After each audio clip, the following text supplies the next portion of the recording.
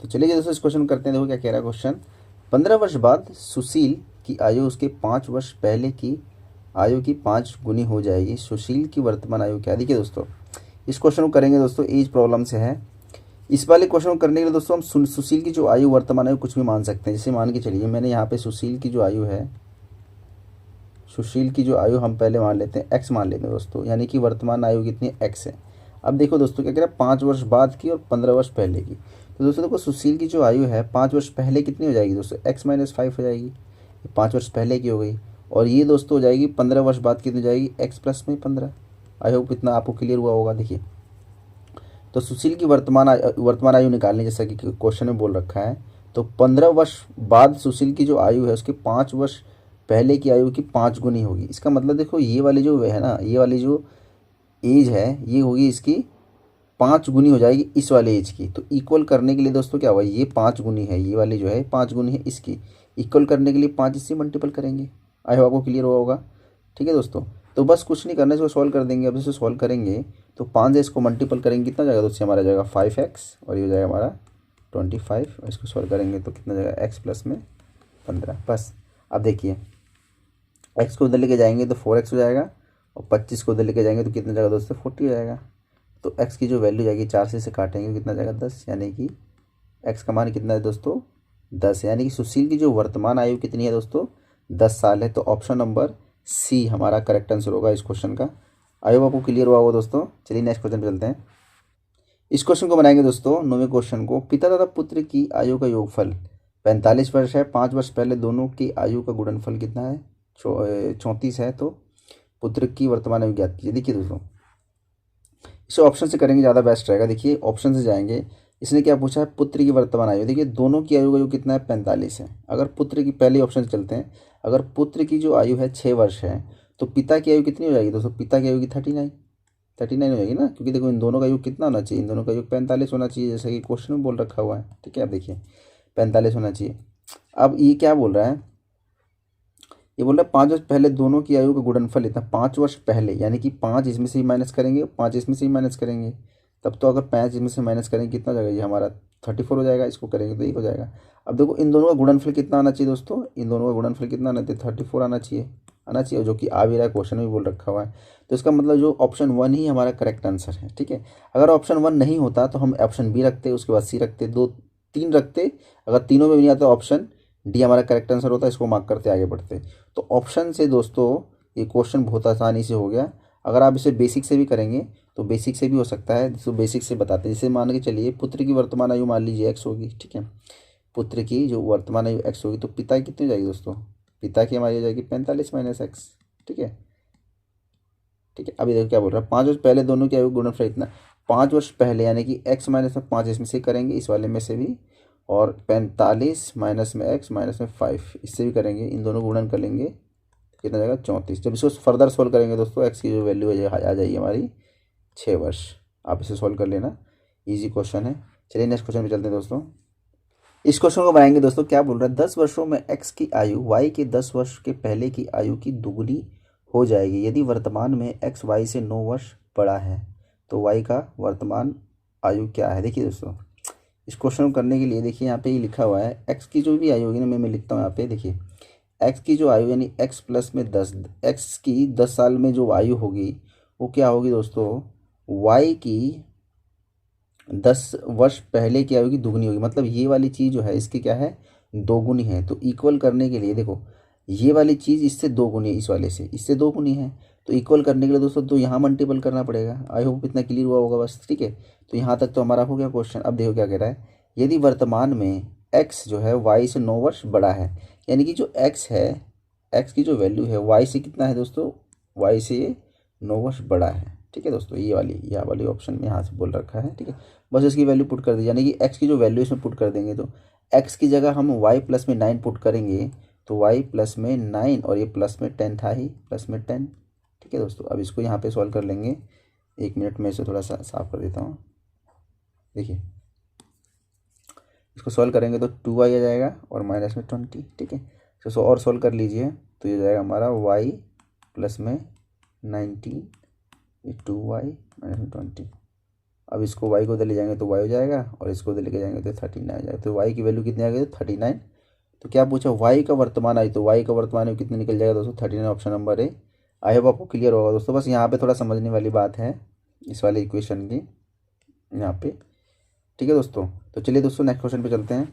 चलिए दोस्तों इस क्वेश्चन को बनाते हैं। देखिए दोस्तों ये क्यूब के अंडर रूट क्यूब के अंदर 6 की पावर ये है, तो हम इसको यूँ लिख सकते हैं। देखिए 6 की पावर में 6 है और इसके ऊपर 1/3 लिख सकते हैं। इसी हिसाब से दोस्तों नीचे वाले को भी लिख देंगे, नीचे वाले को भी ऐसे लिख सकते हैं। यहाँ पे नीचे लिख देता हूँ 6 की पावर 2/3 है, 1 मिनट, 2 की पावर में 3 है और मल्टीपल में 6 की पावर में 7 और इसके मल्टीपल 1/3 है। और घात के ऊपर घात होता है दोस्तों, क्या करते हैं हम इसको सॉल्व कर लेंगे। घात के ऊपर घात होता है, गुणा हो जाता है। तो ऊपर वाले को सॉल्व करेंगे तो कितना जाएगा दोस्तों? ये हो जाएगा हमारा 6 की घात में, ये से नीचे वाला कट जाएगा। 6 की पावर में कितना जाएगा दोस्तों? 3 दूनी यानी 2 हो जाएगा। और नीचे वाला कितना जाएगा? 6 की पावर में 2/3 मल्टीपल में 6/7/3। ठीक है दोस्तों। अब देखिए बीच में गुणा है, आधार सेम होते तो शक्ति क्या होती है? जुड़ जाती हैं तो 6 की पावर में 2 जोड़ेंगे तो कितना जाएगा? ये 7 2 9, 9/3 की पावर में 6 काटेंगे तो 3 आ जाएगा। उसके बाद इसको सॉल्व करेंगे तो 6 की पावर में 2/6 की पावर में 3, इसको और सॉल्व करेंगे तो -2 हो जाएगा। तो इसको सॉल्व करेंगे तो 3 में से 2 गया तो 1 आएगा, यानी कि 1/6 आएगा, 1/6 आएगा। तो इसका आंसर कितना आ गया दोस्तों हमारा? इसको सॉल्व किया तो हमने ऑप्शन नंबर बी हमारा करेक्ट आंसर होगा, जैसा कि आप देख सकते हैं। तो चलिए दोस्तों नेक्स्ट क्वेश्चन पे चलते हैं। तो चलिए दोस्तों इस क्वेश्चन को बनाते हैं। देखो क्या कह रहा है, क्वेश्चन जो है सिंप्लीफिकेशन से है, तो सॉल्व करेंगे। देखिए दोस्तों ये वाला जो है एन की वैल्यू याद करें, जैसा कि आप रख सकते हैं। देखिए 81 को हम कैसे लिख सकते हैं? 3 की पावर में 4 लिख सकते हैं, 81 को, सिर्फ 81 को, और इसके ऊपर 4 है तो ये 4 लिख देंगे, ठीक है। और यहाँ मल्टीपल है ये, और यहाँ पे 3 है, ठीक है। ऊपर वाला तो सॉल्व हो गया, नीचे करेंगे इसको हम। देखिए अब 9 की पावर n है, फिर मल्टीपल है, तो 9 की पावर n तो हम इसको 3 की पावर में 2 लिख सकते हैं, और ये n है तो घात गुणा जाएगी तो n यहाँ आ जाएगा, ठीक है। फिर ये मल्टीपल, फिर 3 की पावर में 5 मल्टीपल में 27 को कितनी लिख सकते हैं? 3 की पावर में 3 लिख सकते हैं, और इसके ऊपर एक घात है ही, ठीक है। और ये 27 को कैसे लिखते हैं? 3 की पावर में 3 लिख सकते हैं, ठीक है। अब इसको देखिए, इसको हम जब गुणा करेंगे इस वाले को तो कितना हो जाएगा हमारा? 4 चौके 16 और एक, यानी कि 3 की पावर में कितनी जाएगी हमारी? 17 हो गई। और नीचे का सॉल्व करेंगे तो कितना? 3 के 9 हो गया। ये सारा जुड़ जाएगा, क्योंकि देखो दोस्तों 1 की पावर में 5 है, मल्टीपल में 1 की पावर में 3 है। जब इसको सॉल्व करते हैं तो 1 की पावर 8 हो जाता है ना, ठीक है दोस्तों। तो इसी वाले रूल से हम करते हैं इसको। अब हमें ये जितने भी हैं सारे की सारी 3 की घात में हैं, तो ये 9 हो जाएगा। 3 के 9, 9 और 5 14, यानी कि 3 की पावर में 2n प्लस में 14 इजिकल टू में 3 की पावर में 3, ठीक है। जब हम इसको सॉल्व करेंगे, इसे काटेंगे तो माइनस में 3 हो जाएगा ये, तो कितना हो जाएगा हमारा? ये हो जाएगा हमारा 3 की पावर में 14 बटे में 2, सॉरी 2 नहीं, 1 मिनट, ये 3 आएगा यहाँ पे,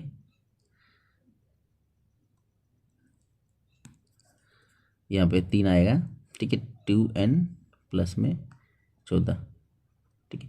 और यहाँ पे कट गया तो 1 आ जाएगा, बस क्रॉस मल्टीपल गुणा कर देंगे तो क्या इधर कर देते हैं हम, ये 3 की 14 इजिकल टू में 3 2n प्लस में 14। अब देखिए बराबर का चिन्ह है, बधार सेम है तो शक्तियाँ भी सेम होंगी, ठीक है। तो 2n इजिकल टू में 14 में से 14 गया 0, तो n की जो वैल्यू आएगी कितनी जाएगी? तो दोस्तों 0 हो जाएगी। तो इसका मतलब n की वैल्यू कितनी है? 0। आई होप आपको क्लियर होगा, सिंप्लीफिकेशन था। चलिए नेक्स्ट क्वेश्चन पे चलते हैं। इस क्वेश्चन को बनाएंगे दोस्तों। देखो 13 नंबर क्वेश्चन है। किसी संख्या को 65% उस संख्या के 4/5 भाग से 21 कम है तो संख्या क्या है? देखिए इस क्वेश्चन को भी हम ऑप्शन से कर सकते हैं, लेकिन हम सिंपल से कर दें। देखिए किसी संख्या, मान लो वो संख्या दोस्तों x है मान लीजिए, ठीक है। अब इस संख्या का 65%, इस संख्या का 65% मतलब 65/100, उस संख्या के, यानी कि उसी संख्या के 4/5 भाग से 21 कम है। उस संख्या की वो संख्या हमारी x से हमने माना था 4x/5 से कितनी है? 21 कम है। 21 कम है तो संख्या है। ये बस ये सॉल्व करना था, ये सॉल्व कर देंगे। सॉल्व करेंगे इसको, देखिए कैसे आ जाएगा हमारा 21 जो है इधर ले आ जाएंगे तो 21 बराबर में इधर जाएगा, और ये 4x/5 और माइनस में 65, इसे काट लेते हैं एक बार 5 से ना, 5 से काटते हैं, 5 5 5 3 15 और ये 5 2 20 हो गया, ठीक है। तो ये 13x/20 और सोल्व करेंगे तो 20 हो जाएगा हमारा ये। 5 चौक यानी कि 4 चौके 16x माइनस में 13x हो जाएगा, ये 21। इसे सॉल्व करेंगे 16 में 13 गया तो 3 बचेगा 3x, और ये 20 और ये हमारा 21। 3 से काटेंगे तो 7 हो जाएगा, और 20 को क्रॉस मल्टीपल गुणा करेंगे तो कितना होगा 7 दूनी 14 यानी कि 4, यानी कि x की जो वैल्यू है कितने जाएगी हमारी 140। Option number option number third. ठीक है दोस्तों, आई होप आपको क्लियर होगा। देखिए ये जो क्वेश्चन है इसमें हमें वो संख्या प्राप्त करनी है, तो संख्या हमारी कितनी हो जाएगी 140 संख्या है, तो ऑप्शन नंबर सी के साथ हम जाएंगे। आई होप वो क्लियर होगा। चलिए नेक्स्ट क्वेश्चन पे चलते हैं। इस क्वेश्चन को बनाएंगे दोस्तों, सिंप्लीफिकेशन से है। 600 का 15% प्लस में 280 का 45%। ईजी है। 600 का 15% निकालेंगे, सीधा सीधा कर देते हैं। 600 का 15% फिर प्लस में 280 का 45%। जो कट रहा है काट देंगे, 0 से 0 चला जाएगा। 5 से काटेंगे तो 5 नहीं 45, 5 दूनी 10, इसे काटेंगे तो 14, 9 चौक 36 का 86 लेगा 3, 9 और 3 12। इसका सॉल्व करेंगे 2 0 से 2 0, 15 छिक्के 90। सॉल्व कर देंगे इसको तो 6 9 10 11 216 से सॉल्व करेंगे 216 आ गया, तो आंसर हमारा कितना है ऑप्शन नंबर ए। ईजी था। चलिए दोस्तों नेक्स्ट क्वेश्चन चलते हैं। चलिए दोस्तों इस क्वेश्चन को बनाते हैं। रमन एक दिन में 3/8 भाग किताब पढ़ता है। शेष का 4/5 भाग दूसरे दिन पढ़ता है। यदि अब 30 पृष्ठ नहीं पढ़ा हुआ बचा है तो किताब में कुल कितने पृष्ठ थे। देखिए एक किताब है, उस किताब का 3/8 भाग वो पढ़ लेता है। अगर मान ले टोटल 8 में से 3 उसने पढ़ लिया तो पढ़ा कितना नहीं, उसने 5 नहीं पढ़ा, यानी कि 5/8 नहीं पढ़ा। ठीक है दोस्तों, ये 8 बना देता हूँ मैं। ये 5/8 उसने नहीं पढ़ा। अब जो नहीं पढ़ा है इसका मतलब ये शेष है। अब इस शेष का अभी बोला ना, देखो शेष का 4/5, इसका 4/5 कितना होगा। देखिए 4/5 काटेंगे तो 1/2। अब 1/2 भाग दूसरे दिन पढ़ता है, मतलब देखिए बचा कितना था 5/8। अब इसमें से भी उसने 1/2 पढ़ लिया है, तो अब कितना शेष बचा, इसमें से घटा देंगे। ठीक है, तो सॉल्व करेंगे कितना जाएगा दोस्तों हमारा 8, ये 5 और ये 4, यानी कि 1/8। ठीक है, अब यह जो बचा हुआ है, अब बचा हुआ पृष्ठ क्या है 30 है। यहाँ पे लिखा है ना 30 पृष्ठ नहीं पढ़ा हुआ बचा है, तो किताब में कुल कितने, तो इसकी जो वैल्यू है, इस फ्रैक्शन की जो वैल्यू है 30 के बराबर है, क्योंकि ये 1/8 जो है बचा हुआ फ्रैक्शन है वो, जो कि 30 की पृष्ठ के बराबर होगा। बस इसे क्रॉस मल्टीपल गुणा कर दिए, टोटल पृष्ठों की संख्या आ जाएगी। क्रॉस मल्टीपल गुणा करेंगे तो कितना हो जाएगा दोस्तों हमारा 240। ठीक है, तो उस किताब में कुल कितने पृष्ठ हैं 240। अब इसे ऑप्शन से भी कर सकते हैं। आई होप गाइज आपको समझ आएगा। चलिए दोस्तों नेक्स्ट क्वेश्चन पे चलते हैं। चलिए दोस्तों इस क्वेश्चन को बनाएंगे। देखिए क्या कह रहा है। एक विक्रेता एक वॉशिंग मशीन को 7,660 रुपये में खरीदता है। उसके अंकित मूल्य पर 12% छूट देने के बाद भी 10% लाभ कमाता है, तो मशीन का अंकित मूल्य क्या है। देखिए दोस्तों, मान लीजिए जो अंकित मूल्य एमपी जो है, एमपी को हम एमपी मान लेते हैं। ठीक है, देखो 12% छूट देने के बाद, अब एमपी पे जैसे ही छूट दी जाती है वो सेलिंग प्राइस में कन्वर्ट हो जाता है। जैसे 12% छूट देंगे तो कितना हो जाएगा दोस्तों हमारा 88% हो जाएगा। 88% ही क्या आ गया दोस्तों हमारा यहाँ एसपी आ गया। अब देखिए मशीन को कितने में खरीदता है वो, कितने में वो खरीदता है, और फिर उसके बाद फिर भी वो 10% का लाभ कमाता है। तो देखो मशीन जो खरीदता है 660 में, और 10% का क्या करता है वो लाभ कमाता है, तो 110% बराबर हो जाएगी हमारी सेलिंग प्राइस। ठीक है दोस्तों, अब ये सेलिंग प्राइस के बराबर होगी, यानी कि एमपी मल्टीपल में 88/100। ठीक है दोस्तों, बस इसे सॉल्व कर दीजिए, 100 से 100 काट दीजिए। उसके बाद इसे हम सॉल्व करेंगे, हमें एमपी ही निकालना था, 88 को इधर ले जाएंगे तो 7660 मल्टीपल 110 और 88। ठीक है दोस्तों, अब इसे सॉल्व कर लेना तो आंसर हमारा आ जाएगा ऑप्शन नंबर ए 9,575। मैंने इसे सॉल्व कर रखा है। ठीक है, तो आई होप आपको क्लियर होगा। तो ईजी था बस कैलकुलेशन, यहाँ पे जो भी कट रहा है काट दीजिए। ठीक है, तो चलिए दोस्तों नेक्स्ट क्वेश्चन में चलते हैं, तो वीडियो लंबी बनेगी। आप इसका आंसर कमेंट में जरूर बताना। चलिए नेक्स्ट क्वेश्चन चलते हैं। तो चलिए दोस्तों इस क्वेश्चन को बनाएंगे। ए आदमी एक वस्तु खरीद कर 25% लाभ पर बी को बेच देता है। बी सी को 10% हानि पर बेच देता है। सी को इसके लिए 675 रुपये देना पड़ता है। तो बताइए ए इसे कितने में खरीदता था। देखिए दोस्तों इस क्वेश्चन को हम 100 मान के करते हैं। जैसे मान के चलिए ए जो है, मान लीजिए ए जो वस्तु को 100 रुपये में खरीदता है। ठीक है दोस्तों, यहाँ पे लिख देते हैं 100 रुपये में खरीदता है। अब देखिए अब ए क्या करता है, ए वस्तु को खरीद कर 25% लाभ पर बी को बेच देता है। देखिए ए 25% लाभ पर बी को बेच देता है, तो बी के लिए जो सेलिंग कॉस्ट प्राइस होगी क्या हो जाएगी दोस्तों, 125 होगी। यानी कि जो बी है उसको कितने में खरीदता है दोस्तों, 125 में। ठीक है, इतना चीज़ को क्लियर हुआ। 125 ए के लिए तो सेलिंग प्राइस है, लेकिन बी के लिए वही हमारी कॉस्ट प्राइस हो जाएगी। इतना तो क्लियर हुआ होगा आपको। ठीक है दोस्तों, और आगे देखो क्या कह रहा है, बी जो है सी को 10% हानि में बेच देता है। अब देखो बी जो है सी को 10% हानि में बेचता है, तो सी का जो कॉस्ट प्राइस होगा वो क्या होगा दोस्तों, 125 का हानि में बेच रहा है तो 90 के बराबर होगा, यानी कि इतना होगा। यानी कि 125 मल्टीपल है 90/100, सी का क्या हो जाएगा, कॉस्ट प्राइस हो जाएगा। ठीक है, यहाँ पे यहाँ तक हो गया। तो क्या बोल रहा है, सी को इसके लिए 625 देना पड़ता है। यहाँ पे पहले सॉल्व कर लेते हैं इसको। ठीक है, देखिए इसको जब हम सॉल्व करेंगे तो 25 से काटेंगे तो 25 पंजे 125, 25 चौके 100। ठीक है, अब इसको सॉल्व और कर लेंगे, ये हो जाएगा हमारा 45 और ये हो जाएगा हमारा, तो अब नहीं कट रहा, तो बस हम इसे मल्टीपल कर देंगे सीधा। तो 55 25 का 5 ऐसे लगे, 2 5 चौके 20, 2 22/में। तो देखिए हम हमने माना है कि ए ने उस वस्तु को 100 रुपये में खरीदा है। ठीक है दोस्तों, यहाँ पे समझना है बात को। ए ने कितने में खरीदा, 100 में खरीदा है। जब 100 में खरीदेगा तो सी उसके लिए 225/2 रुपये चुकाएगा, लेकिन एक्चुअली में वो कितना चुका रहा है, 675। अब देखिए तो 675 जो है इसके बराबर है 675 के, 225/2 675 के बराबर है। ठीक है, तो हमारा हमारा ए कितने में खरीद रहा है, तो इस 100 के बराबर कितना होगा, देखिए तो हम 100 के बराबर की वैल्यू निकाल लेंगे। इसको हम सॉल्व करेंगे तो 2 ऊपर आ जाएगा और ये 225 इधर। हमें 100 की निकालने तो 100 से मल्टीपल कर देंगे, इसको सॉल्व करेंगे इसे। 25 चौके 100 और 25 निम्न इतना, इसको सॉल्व करेंगे। 3 से 3 के 9, 3 दूनी 6, 3 पंजे 15, फिर 3 सत्ते के 3 पंजे 15।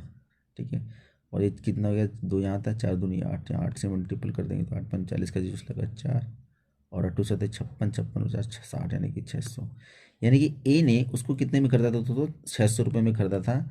आई होप आपको क्लियर हुआ होगा दोस्तों, आसान क्वेश्चन है ये, आप अच्छे से करना, समझ आ जाएगा आपको। तो चलिए नेक्स्ट क्वेश्चन पे चलते हैं।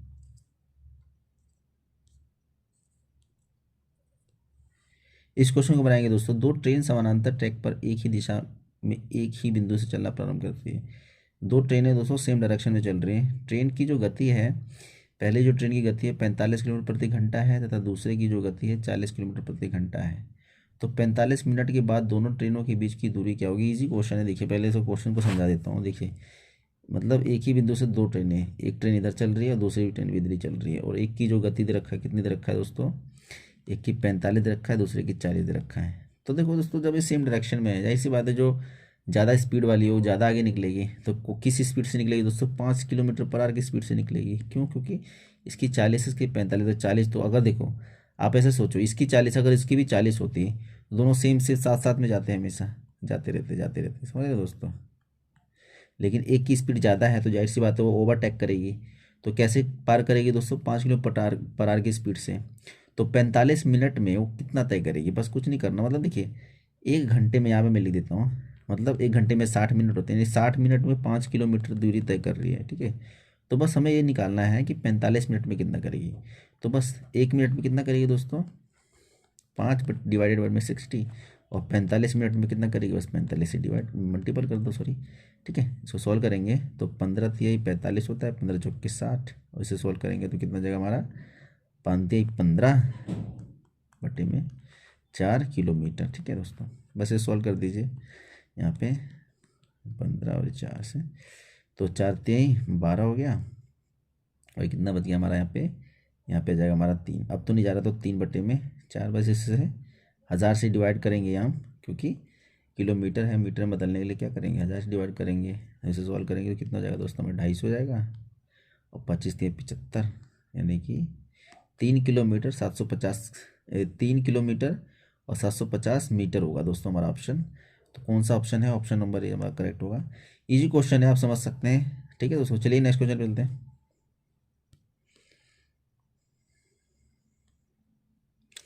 इस क्वेश्चन को बनाएंगे दोस्तों, अलजेब्रा से है। देखिए इसकी वैल्यू दे रखा है, इसकी वैल्यू निकालेंगे, तो बस कुछ नहीं करना दोस्तों, क्यूब बोथ साइड कर दिए, क्यूब बोथ साइड कर लेंगे हम इसका।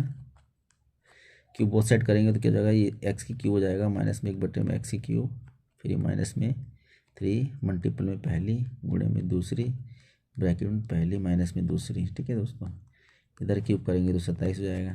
बस इसकी जो वैल्यू है 3 दे रखा है, इसकी पुट कर देंगे, ये इससे से कट जाएगा तो माइनस में 3, और ये इसकी जो वैल्यू है ये 3 है, ये 3 यहाँ पे लिख देंगे। इसको सॉल्व करेंगे तो 3 की 9 जाएगा, और ये हमारा 27 है इधर, ठीक है। तो बस अब इसी की तो वैल्यू निकालनी थी, एक्स की पावर 3 1 बटे में एक्स की पावर में 3, ठीक है। ये लाइन है, ठीक है, वाली लाइन। बस 9 उधर जाके क्या हो जाएगा, प्लस में जाएगा तो 27 में 9 जोड़ेंगे कितना जाएगा दोस्तों, 33 जाएगा, सॉरी 36 जाएगा। तो बस इसी की तो वैल्यू पूछा था। ये सारी ये 3-4 जो लाइन है दिमाग में होती है, तो उसका डायरेक्ट फॉर्मूला भी है, वो भी याद कर लेंगे तो जल्दी हो जाएगा। लेकिन ये भी ठीक है, आसान है, ज़्यादा टाइम लगता है इसमें भी। तो एक्स की पावर में 3 माइनस में 1/3 एक्स की पावर में क्यूब की जो वैल्यू आ जाएगी हमारी कितनी, 36 जाएगी। तो ऑप्शन नंबर इस क्वेश्चन का आंसर क्या होगा हमारा, बी, यानी कि 36। आई होप वो क्लियर होगा। चलिए नेक्स्ट क्वेश्चन पे चलते हैं। इस क्वेश्चन को बनाएंगे, समबाहु त्रिभुज का क्षेत्रफल 4√3 वर्ग मीटर है, तो इसका परिमाप बताइए। देखो समबाहु त्रिभुज क्या होता है दोस्तों, जिसकी सभी भुजा क्या होती हैं दोस्तों, बराबर होती है। उसका फॉर्मूला क्या, इसका क्षेत्रफल का फॉर्मूला था √3 मल्टीपल में a की स्क्वायर बटे में 4, ये होता है। इसी की जो वैल्यू दे रखा है ना दोस्तों, देखो ये 4√3, बस a की वैल्यू निकाल लिया, रूट से रूट कैंसिल हो जाएगा, तो a की जो वैल्यू हो जाएगी कितने जाएगी, 4 चौके 16, 1 मिनट, ये 16 जाएगी, तो a की जो वैल्यू हो जाएगी कितने जाएगा, तो 4 जाएगी। इसका मतलब सभी भुजा कितनी है, 4 4 4। और परिमाप क्या होता है दोस्तों, सारी भुजाओं का योग ही होता है, बस 3 बार 4 है तो 4 3 12, यानी कि इसका परिमाप कितना जाएगा, 12 centimetre. Option number B. I hope clear होगा। चलिए दोस्तों नेक्स्ट क्वेश्चन चेक करते हैं, ये आसान क्वेश्चन था, ये सिंप्लीफिकेशन से दोस्तों। इकाई का अंक ज्ञात करना है इसमें, देखिए मतलब ये जो संख्याएं हैं इसमें हमें इकाई के अंक से मतलब है, बाकी किसी से मतलब है नहीं। तो इकाई का अंक क्या है, इसका 4 है, इसका 8 है, तो 8 चौक 32, 32 में भी इकाई का अंक क्या है, 2 है, ठीक है। फिर इसका देख लेंगे, 17 21, इसका इकाई का अंक क्या है, 1 है। 2 और 1 का इकाई का अंक 2 और 1 है, तो 2 का 2 ही आएगा, तो इकाई का अंक कितना दोस्तों, 2 आएगा। तो आंसर हमारा कितना जाएगा, ऑप्शन नंबर 1। आई होप आपको क्लियर होगा दोस्तों। नेक्स्ट क्वेश्चन पे चलते हैं। इस क्वेश्चन को बनाएंगे, इकाई का अंक क्या होगा। देखिए तो घात वाले में क्या होता है ना, देखिए बताता हूँ मैं आपको। घात वाले जैसे ये है, इसको कैसे सोल्व करेंगे, देखिए 95 है ना दोस्तों, 95 को 4 से हम डिवाइड करते हैं, तो 4 दूनी 8, 1 और 5, फिर 4 से करेंगे, 4 तिहाई 12 और ये 3। जो भी शेष बचता है ना दोस्तों, क्योंकि हम ऐसा मानते हैं कि कोई भी घात होती है 4 बार करने के बाद वो रिपीट होने लग जाती है, तो इसी वजह से हम ये प्रोसेस अपनाते हैं। यानी कि 7 की पावर 95 ना लेके हम 7 की पावर अब 3 लेंगे, ठीक है दोस्तों। उसी हिसाब से सेम इसके साथ भी करेंगे। 58 को 4 से जब हम डिवाइड करेंगे तो 4 एकम 4, 1 8 4 चौके 16। अब इसकी जो पावर है 3 की पावर कितने लेंगे दोस्तों, 2 लेंगे, क्योंकि शेष 2 आया ना। और जिसका भी मतलब शेषफल अगर शून्य आता है ना, उसका शेषफल शून्य नहीं लेंगे, उसका शेषफल क्या लेंगे हम, 4 ही लेंगे। तो फिर उस केस में क्या हो जाएगा, जैसे सपोज करो 58 में शेषफल अगर 0 आ जाता, तो हम इसकी घात 0 ना लेके 4 ही लेते, ठीक है दोस्तों। इतना ख्याल रखना। उसके बाद ए आज का कर लेंगे, इसका भी कर ही लेते हैं एक बार, नहीं तो देखिए 11 करते हैं 4 से, 4 दूनी 8। उसके बाद कितना जाएगा दोस्तों हमारा, ये 3, अब तो नहीं जा रहा ना, अब नहीं जा रहा, तो ये 5 की पावर में 3 बस। और 7 की क्यूब कितना होता है, 343 होता है, यानी कि 9 और इसका करेंगे तो 125 होगा। हमें इकाई का अंक से मतलब है, तो कुछ नहीं करना, बस इसको इसमें से घटा देंगे, तो 13 में 0 हो गया, कितना बचेगा दोस्तों, 9 10 11, 13 में 0 हो गया तो 4 बचेगा, मल्टीपल में इकाई का अंक 5 है, तो 5 चौके 20, तो यानी कि 0 आ जाएगा। 5 चौके 20 आ रहा है ना, इकाई का अंक पूछा तो 0, इसका आंसर कितना जाएगा, ऑप्शन नंबर है 0, इसका इकाई का अंक होगा। इस पूरी संख्या को सोल्व करने के बाद जो इकाई का अंक होगा वो कितना हो जाएगा दोस्तों, 0 होगा। तो ऑप्शन नंबर ए के साथ हमारा सही आंसर होगा। आई होप आपको क्लियर होगा दोस्तों। चलिए नेक्स्ट क्वेश्चन चलते हैं। इस क्वेश्चन को बनाएंगे दोस्तों, देखिए क्या बोल रहा है, इसका इकाई का अंक ज्ञात करना। सिमिलर क्वेश्चन है, इसको देखो कैसे सोल्व करेंगे। 7 4 ये है, इसको 4 से डिवाइड करेंगे, जैसा कि हमारा रूल होता है। 4 एकम 4, ये 3 आ गया, ये 5, 4 अट्ठे 32, ये 3 बचेगा। उसके बाद हमारा 4, तो 4 अट्ठे फिर 32, फिर 2 आ गया। इसका मतलब इकाई का अंक, इसको हम ऐसे लिख सकते हैं 21 5 7 की पावर 2, ठीक है दोस्तों। अब इकाई का अंक ज्ञात करना दोस्तों, 70 तो 49 से 9 ही होगा, क्योंकि तो इसका इकाई का अंक कितना होगा दोस्तों, 9 ही होगा। तो ऑप्शन नंबर डी हमारा करेक्ट आंसर हो जाएगा इस केस में। चलिए दोस्तों नेक्स्ट क्वेश्चन पे चलते हैं। चलिए दोस्तों इस क्वेश्चन को करेंगे। देखो क्या कह रहा है, यदि 64 की स्क्वायर माइनस 36 की स्क्वायर इक्वल टू 10x की x है, ये x नहीं दोस्तों, ये मल्टीपल का चिन्ह है, तो x की वैल्यू याद कीजिए। देखिए दोस्तों कुछ नहीं, हमें एक फॉर्मूला पता है, a की स्क्वायर माइनस में b की स्क्वायर, इसकी फॉर्मूला क्या होता है, a माइनस में b और a प्लस में b। अब देखिए यहाँ पे दे रखा हुआ है, अब इसको एक बार ऐसे लिख सकते 64 माइनस में 36 और ये 64 प्लस में 36 इजिकल टू में 10x। ठीक है यहाँ पे, ठीक है, बस x की वैल्यू याद करनी है। अब इसको सॉल्व करेंगे तो यहाँ पे कितना जाएगा दोस्तों, 28 हो जाएगा। इसको सॉल्व करेंगे कितना जाएगा दोस्तों, 100 आ जाएगा इजिकल टू 10। बस से काट दीजिएंगे, काटेंगे तो क्या जाएगा 280, यानी कि x की जो वैल्यू है कितनी जाएगी दोस्तों, 280, ऑप्शन नंबर 4, यानी कि 280 हमारा इसका करेक्ट आंसर होगा। आई होप क्लियर होगा दोस्तों। चलिए नेक्स्ट क्वेश्चन चलते हैं। तो इस वीडियो सेशन में दोस्तों इतना ही, सारे क्वेश्चन सॉल्व होगा। वीडियो पसंद है तो वीडियो को लाइक जरूर करना दोस्तों, चैनल पे नए हैं तो चैनल को सब्सक्राइब जरूर करना। मिलते हैं किसी ऐसी इंटरेस्टिंग वीडियो में, तब तक के लिए जय हिंद, वंदे मातरम दोस्तों।